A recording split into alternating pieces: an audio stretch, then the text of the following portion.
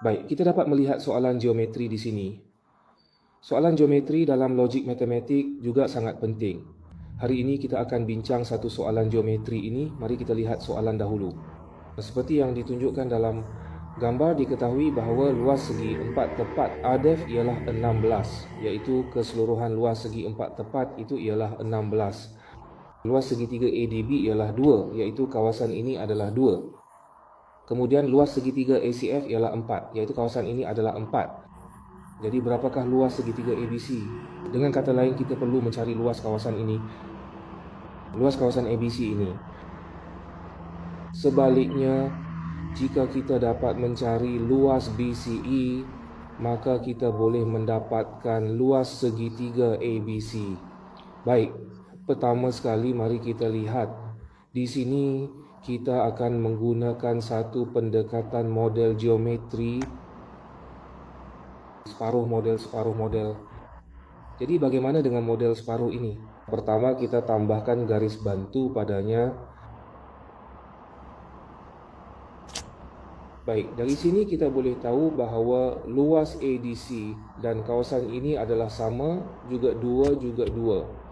Jadi dengan cara ini kita boleh dapatkan luas yang tinggal, iaitu 16/2 kawasan segitiga yang luasnya 2 itu. Maka luas yang tinggal ialah 12. Baik, luas yang tinggal ialah 12. Baik, kemudian kita lihat lagi. Kawasan yang tinggal ini. Kemudian kita bahagikan kawasan yang tinggal ini kepada dua bahagian dengan C sebagai titik tengah.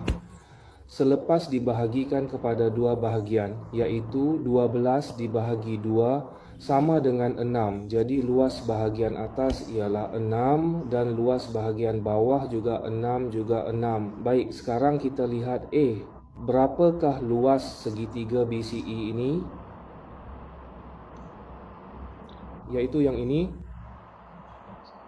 Separuh daripada 6 dibahagi 2, kita akan dapat 3, iaitu kita telah dapatkan luas segitiga ABC ialah 3. Nah, dengan cara ini kita sudah boleh selesaikan soalan ini. Jadi maksudnya segitiga luas ABC ialah jumlah luas tolak 2 tolak 4 tolak 3.